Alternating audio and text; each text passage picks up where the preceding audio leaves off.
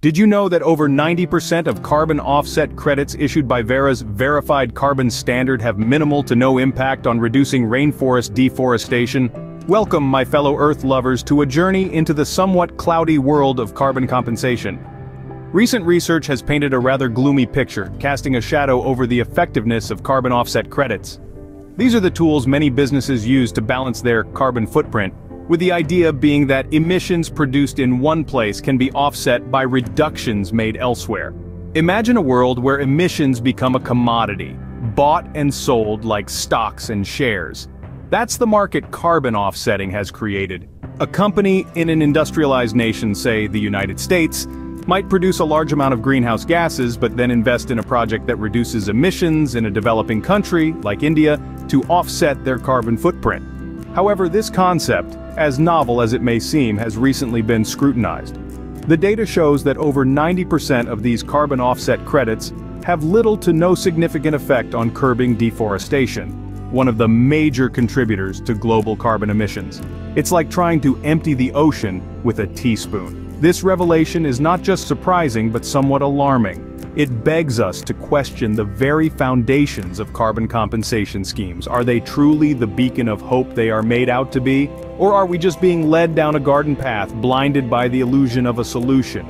So the question arises, are we being fooled by the idea of carbon compensation? This is where our journey begins. Let's dive deeper into the debate on carbon offsetting in the next chapter. Trust me, you wouldn't want to miss it. It's going to be a ride full of revelations and insights that might just change the way you perceive our fight against climate change. The debate on carbon offsetting is wide-ranging and complex, with strong arguments on both sides. To understand the complexity, let's delve into the differing viewpoints that exist. Firstly, let's look at the proponents of carbon offsetting. They believe that this mechanism can be a powerful tool in our fight against climate change. The idea here is simple yet profound. Emissions can be offset by reductions made elsewhere. This creates a market for buying and selling emissions, treating them as a commodity. This approach is seen as a way of maintaining economic interests while simultaneously taking steps to combat climate change. The appeal lies in its potential to reconcile economic growth with environmental preservation. However, this perspective is not without its critics. A contrasting viewpoint questions the ethics and effectiveness of these schemes. Critics argue that these carbon offsetting practices may provide a false sense of security, allowing companies to continue their polluting activities under the guise of offsetting. They express concerns over the commodification of carbon emissions and the potential for exploitation. Furthermore, recent research has found that over 90% of carbon offset credits issued by Verra's Verified Carbon Standard have little to no benefit in reducing rainforest deforestation. This has cast a shadow of doubt over the effectiveness of carbon compensation schemes. But what does this mean for us and for our planet? Should we view carbon offsetting as a necessary evil, a stepping stone on our path to a sustainable future? Or should we see it as a distraction, a smokescreen that hides the true impact of our actions? It's a tough call, isn't it? Should we improve existing practices or abandon them altogether? Let's delve deeper into the pros and cons of carbon compensation. First, let's talk about the positives. Carbon offsetting can potentially stimulate economic growth. By creating a market for buying and selling emissions, businesses can be incentivized to develop and invest in cleaner technologies. This could potentially lead to innovation and job creation in green industries. Moreover, carbon compensation schemes can reduce emissions, at least in theory. Supporters argue that by paying for reductions elsewhere, carbon offsetting can help balance out our global carbon budget. However, carbon compensation is not without its flaws. Recent research has cast doubt on the effectiveness of these schemes in reducing deforestation, a major contributor to global greenhouse gas emissions. Over 90% of carbon offset credits issued by Verra's Verified Carbon Standard were found to have little to no impact in this area. This raises questions about the true environmental benefit of these schemes. And then there's the elephant in the room, the commodification of emissions. By turning carbon into a commodity that can be bought and sold, critics argue that we are essentially giving businesses a license to pollute. This could potentially lead to a situation where the wealthiest corporations continue to emit at high levels, simply offsetting their emissions by purchasing credits. This raises ethical questions about the fairness of the system and whether it truly promotes sustainable practices. Lastly, there's the issue of accountability. With carbon compensation schemes, it can be difficult to ensure that the reductions being paid for are actually taking place. This lack of transparency and oversight can lead to a situation where businesses are essentially paying for a feel-good factor rather than making a tangible impact on the environment.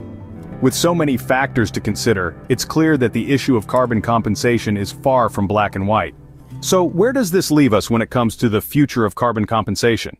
As we move forward, it becomes increasingly important to question and reassess the mechanisms we have in place to combat climate change. Carbon compensation, a concept that has been both praised and scrutinized, is no exception. It's clear that the current system of buying and selling emissions as a commodity is not without its flaws. Recent studies have found that a significant portion of carbon offset credits may not be contributing to the reduction of greenhouse gas emissions as intended. So, what's the way forward? Well, there are a few possibilities up for discussion. One suggestion is to introduce better regulation and greater transparency into the carbon offsetting market. This could involve stricter guidelines for what constitutes a valid offset, as well as more thorough auditing of projects to ensure they're delivering on their promises. Another proposal is to shift the focus entirely away from offsetting and towards reducing emissions at the source. Instead of paying to balance out our carbon footprint, we could invest those resources into new technologies and practices that decrease our emissions in the first place.